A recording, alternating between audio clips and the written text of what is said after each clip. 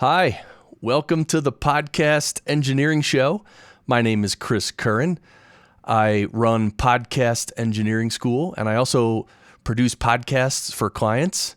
And here you can see on the screen, this is Podcast Engineering School. This is a full online program that you can see. The next semester starts January 10th of 2023. And by the way, for those of you listening audio only, I'm actually doing this episode as a video as well. It'll be on the YouTube channel for Podcast Engineering School. And this show, you can check out the Podcast Engineering Show, obviously wherever you get your podcasts. For those of you watching the video, it's an audio podcast as well. I don't always do video, but sometimes I do. So, and this is one of my Daily Goody episodes. So what we're going to do is we're going to go through 9 or 10 of my Daily Goody blog posts. These are little blog posts I make. They're like little tips and tricks and little pieces of education for you. And I do them 2 to 3 times a week. You can also sign up for the email list for those if you'd like. And I also do some interviews. I mean, Gary was the last episode, the previous episode from this. It was really amazing. Definitely check that out. And I have, this is episode 242. I've done so many amazing interviews with amazing people. Actually, I meant to say amazing people. Like, I don't know if the interviews are amazing. I think they might be, but anyway, I've talked to so many people about their equipment, their software, their workflow, all the tips and tricks they do, how they produce podcasts. So definitely check out some previous episodes, and you can sign up to receive the Daily Goody emails as well if you want to. So, all right. Well, I think I've said everything. Let's get right into the Daily Goodies. This is exciting. I got a bunch of really good ones to show you today, and let's start with this one. Putting the finishing touch on your podcast audio before publishing. So I refer to this as the mastering phase, and most podcasters and podcast producers don't even know what a mastering phase is, but it comes from the music industry where after a song is mixed and it sounds great, then they send it to a mastering engineer, and that's the engineer who does the final leveling. They also, again, put the finishing touch on it in terms of maybe a little EQ, little compression, and there's a lot they can do, actually. There's too much to list here. But for podcasting, the mastering step consists of basically adjusting the overall LUFS loudness level, because you got to make sure that you're publishing your episodes at the proper loudness level, right? That makes a big difference for the listeners, right? So, and also, if you're crazy like me and others, you can, add a bit of EQ or compression or saturation. There's even some crazier stuff you can do, but you don't have to do that crazy stuff. But the one thing you do to put the finishing touch on your episodes is to get them to the proper LUFS loudness level, which for mono episodes is minus 19 LUFS, and for stereo episodes, it's minus 16 LUFS. So, all right, well, that's a pretty simple one. Let's move on to the next one, which is how much would you like to earn producing podcasts? Yeah, so if you're, for anyone, whether you're already producing podcasts or you're editing podcasts, whatever you're doing, how much would you like to earn? I think in general, people think that, being a podcast editor, it's kind of like a part-time thing. You can earn some extra money. But let me be clear. There are plenty of full-time podcast producers like me who earn a great living just producing podcasts. And I'm not talking about having 100 clients or 150 clients. I'm talking about having 5 or 6 or 7 clients, right? This is part of what I teach in my school. But so what I encourage you to do, if you really want to make a lot more money and make a living doing this, plan it out. And it starts with, how much do you want to earn? Seriously, how much? $25K a year, $50K, $100K a year? And guess what? You can do it. You can plan it out and do it. Now, if you just want to work 5 or 10 or 20 hours a week, that's cool. If you want it to be a part-time thing, that's fine. Then that's good, but you're probably not going to make $100K a year, right? In those cases, you might. It's possible. But whatever your plan, to roughly figure out your earning potential, I would say that around $75 or $100 or $125 an hour is the kind of rate you could arrange. Meaning, you might charge your clients with a per episode rate, but you can sort of figure out how long, and you do this beforehand, by the way, you figure out how long it's going to take you to produce one episode, and then you charge enough so that your hourly rate is $75 or $100 or $125 per hour, right? And so you can sort of work the math backwards. Yeah. And so that's it. You can sort of figure out per hour or per how much you want to earn per year. And then you can also think about how much time you're going to work each week, stuff like that. And then just do a bunch of math, take a pen and a pad, sit down on your couch for like an hour and just do math, do numbers. And so then you can, really figure out how much you can, or how to earn what you want to earn, right? I think this is really important. So don't sell yourself short. If you're a professional and you're producing professional sounding podcasts and you're offering a professional service, you should be making good money. And therefore you can't charge $50 per episode, right? You can't. You got to charge like $500 an episode. And those clients are out there. Let me tell you that. So, all right, let's move on to the next Daily Goody. Oh, this was an interview with Corey Marie Green that I did. I don't know if you've seen this one. She's the author of the Podcaster's Audio Handbook, and we did an episode. You can watch this video. The link will be in the show notes and in the description of the video. By the way, the links to all the Daily Goodies are in the show notes and the video description. Okay, next Daily Goody. Get fuller sound by manipulating harmonics. Yeah, so manipulating harmonics is what we call saturation. So saturation plugins I'm scrolling. I don't need to scroll yet. Saturation plugins can increase the harmonics, and what it does is really kind of add some harmonic distortion, but it's very slight distortion, and it kind of makes the audio sound fuller and more professional. It makes it sound more old school, right? Like when we used to record on analog tape and there was that tape compression, right? And we used to run the audio through physical gear, hardware, where they had, transistors and tubes and things like that. It all added a little bit of saturation. So that's why saturation plugins are so popular in music these days. But even in podcasting, you can use some saturation. Like the first plugin I list here, this is the Sheps Omnichannel from Waves. There's a saturation knob in there, and it's cool. You can add I think I add around 8 or 10%. I put the knob at 8 or 10 out of 100, and it just adds a little bit of saturation. It's subtle, but it really does make a difference.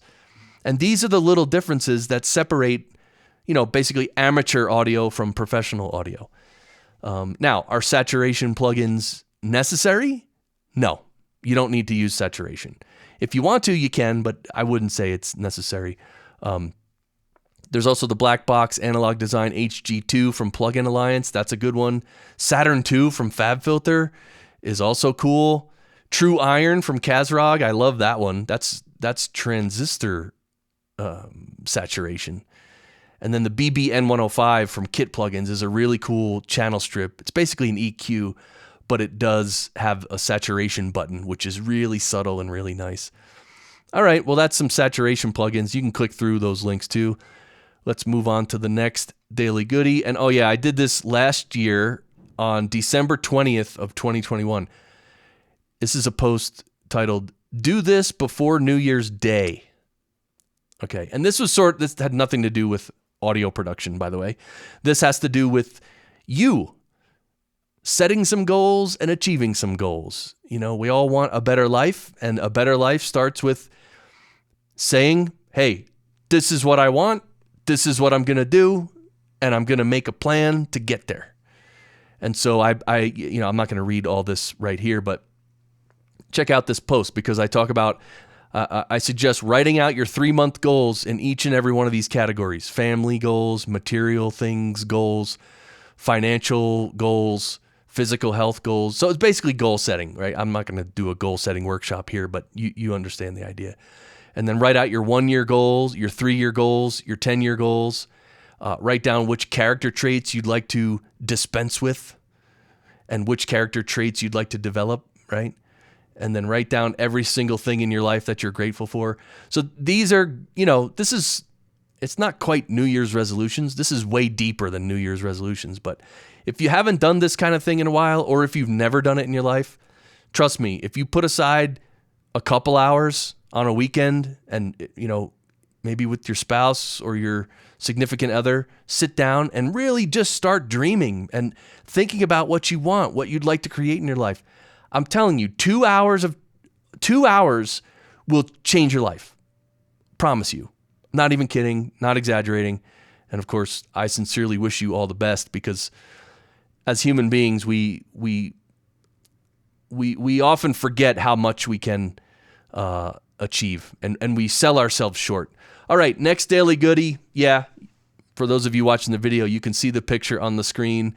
I'm sorry if this picture causes trauma or if it triggers you.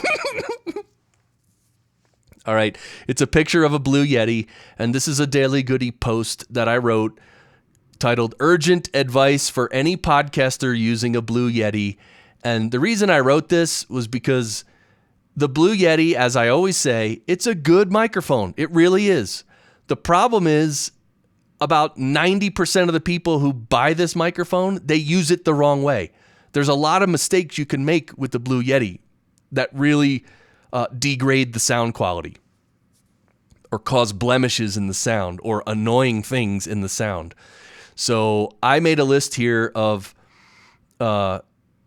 tips for how you can ensure sounding good with a Blue Yeti. So if you want to sound good with the Blue Yeti, here's the list of what you need to do. You need to speak into the microphone at the proper angle. Okay, the Blue Yeti is a side address microphone. You don't speak into the top of it. You speak into the side of it. And yeah, and you can research all these a little more, but this is the quick list, right? Make sure you use the correct polar pattern on the microphone. So the polar pattern is the pickup pattern. So you don't want to use omnidirectional or bidirectional if it's just one person. You want to use the cardioid pattern and then face the mic toward you properly.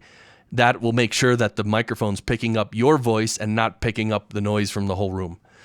Third one, speak as close to the mic as possible, but make sure that you use a pop filter or a windscreen or both.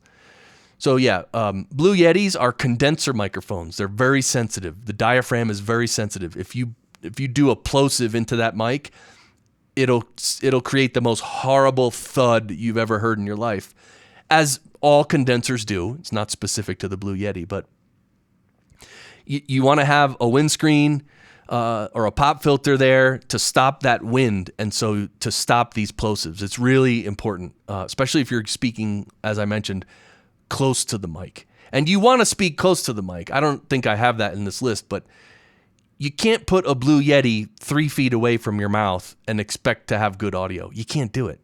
That's why the whole design of the Blue Yeti, like if you look at the picture again, it sits on a desk.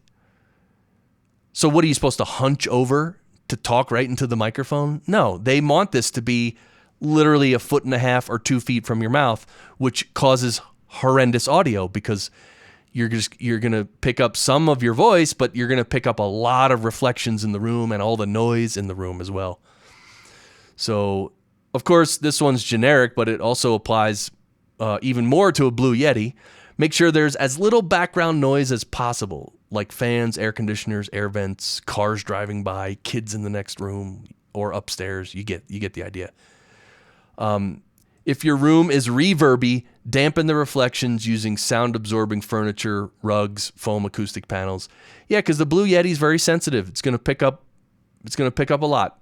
And here's the last one. Get the mic up off the desk and onto a boom arm to avoid capturing thuds and rumbles that are created on the table or the desk. I forgot about this. Because the Blue Yeti, the normal way to use it is it's sitting on a desk. If you literally type onto your keyboard with a Blue Yeti on your desk, every single keystroke creates a thud. It's like, dum, dum, dum, dum, dum. It's nasty. It's absolutely nasty. And so that's why it's good to get the Blue Yeti up off the desk so that if you do type or even touch the desk, you're not going to get these nasty thuds. So now, like I said, the Blue Yeti is a good mic if you use it properly. So you got to do all these things right, and then the Blue Yeti is a good mic. So, all right, let's move on from the Blue Yeti. All right, the next one is, it's my Goody Bag episode number 229. Okay, we're not going to talk about that. Here's a question. Do you break down and put away your equipment after recording? Or do you just leave it set up? So most people, I think, and I do this, I have an equipment set up here at my desk, and I leave it set up. So if I want to record a podcast episode, I can just come to my desk and that's it. Just, set up the recording and hit record and go. Now, some people, maybe if you're in a different space or if you're using a space that other people use, maybe you sort of have to bring some equipment there and plug it in and set it up and then record. And then after you record, you have to unplug your equipment and take it away. That's okay too. Again, either way is fine, but just note that if you're going to be unplugging equipment and then setting it up the next time, and like every episode, if you're going to be plugging in and unplugging equipment, just be careful because a lot of the settings can change and you got to make sure you plug the cables in the right way. Obviously it's a lot easier if you can have your setup at your desk and you just don't touch it, right? So just be careful if you're moving stuff around or if you have to set up and break down. I cover most of my equipment with some like dust covers, like some little, like a plastic sheet that I put over it at night so it doesn't collect dust. All right, next one is, this is the AMEK 9099 plugin. Okay, you can see a picture of it on the screen. Anyway, it's a channel strip plugin from Plugin Alliance. I bought this on sale. I don't think I've used it, but it's supposed to be really good. Now listen, there are many really good channel strip plugins, okay? This is just one. So I'm not telling you to run out and buy this. I'm just saying this is a pretty good one. It has a bunch of pretty cool features.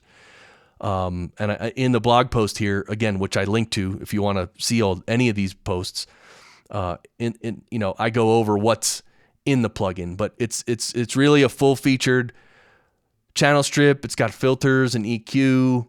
I think it has a de-esser, compression. It has a lot of stuff, and it's, again, based on probably AMEK hardware, which is really cool. So anyway, this was a cool channel strip plugin that does a lot, right? So yeah. All right, next Daily Goody. Please don't ever use your computer's built-in microphone for recording podcasts. I'm going to repeat that, and I'm going to plead with you. Please don't ever use your computer's built-in microphone for recording podcasts. Now, obviously, most podcasters don't do this. Most podcasters, at minimum, they're going to use their earbuds. But probably most podcasters, they are going to buy an actual microphone, right? Like an ATR 2100 or, like a USB mic or the Blue Yeti or something, or the SM7B is now probably the most popular podcasting mic. But anyway, so I'm not this post really isn't for podcasters. It's mostly for podcast producers who are going to be recording episodes with their clients who are the hosts and they have guests. So it's really the guests. But you can't control what a guest shows up with, right? You don't know if they have anything. Usually you don't even know. Usually you kind of think they have a computer. They're going to, I'm talking about remote guests, right? You can pretty much assume they have a computer, but that's not a guarantee, right? Some people join via their iPad, right? Stuff like that. But most people are going to join via a computer, and most people, especially if they're on a Mac, they're going to plug in their earbuds, And some people have actual microphones, which is great. But a lot of people, they don't even have earbuds or they don't know anything. Usually it's older folks. They don't know anything, and they just connect. They don't have a mic. They don't have their earbuds. They don't have anything. And so sometimes they have to talk into their laptop.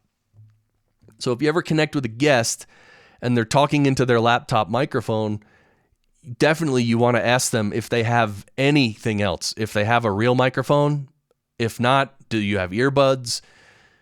You know what's way better than talking into a computer's the built-in microphone is having the guest join from their phone and at least hold the phone up to their face and talk right into their phone. That's better usually than talking into a computer's built-in microphone.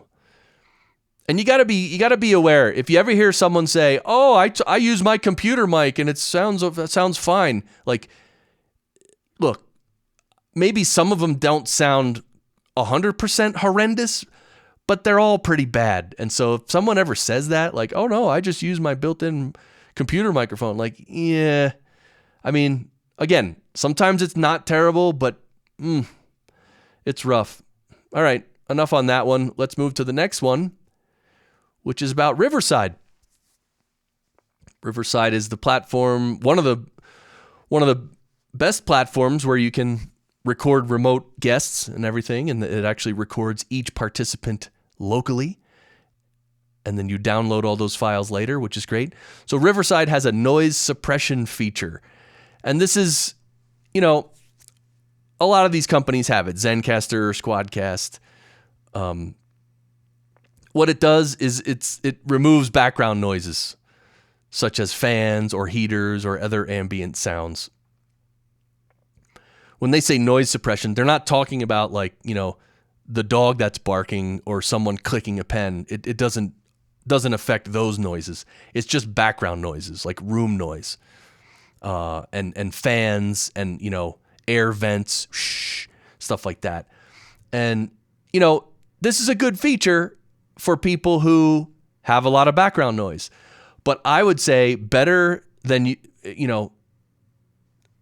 before you use the noise suppression feature, if someone has like an air conditioner on that's really loud, I would ask them to turn it off. I mean, this is just fundamental audio recording wisdom. Like you don't want any extra noise. You just don't want it. And here's the reason. Some people think, like, for instance, Riverside's noise suppression feature that we're talking about, and whatever noise reduction these other platforms have, it works, but it's not perfect. It does damage the sound. It degrades the sound significantly. That's the audio truth. So it's not magic.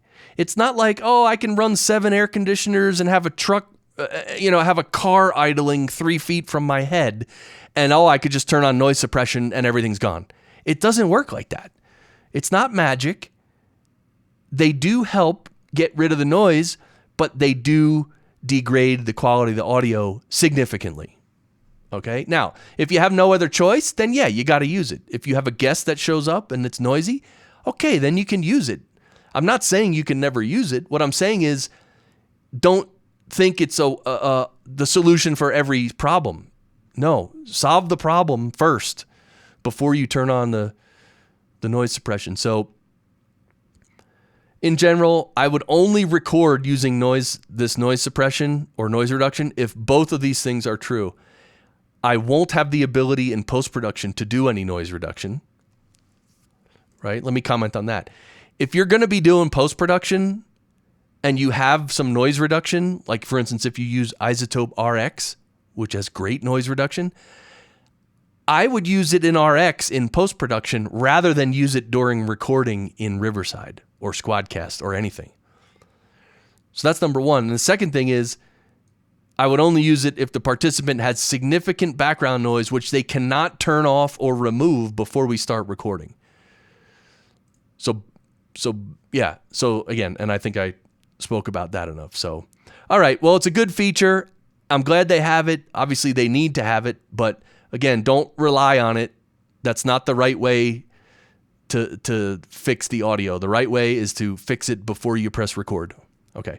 All right, and the last one we're going to cover today is actually a video I made on the CLA2A compressor limiter plugin from Waves. This is a really cool, simple plugin. It's a simple compressor. It's basically 2 knobs, and it's an optical compressor, which sounds very good on voices and vocals. And it's really simple to use, and it's modeled off of the famous LA2A compressor limiter. So this is a really good one. I made a video talking about it. It's a simple video. Again, it's 2 knobs, but all right. And like I said, I'm going to link to every single Daily Goody that I discussed. I'm going to link to in the show notes or the video description.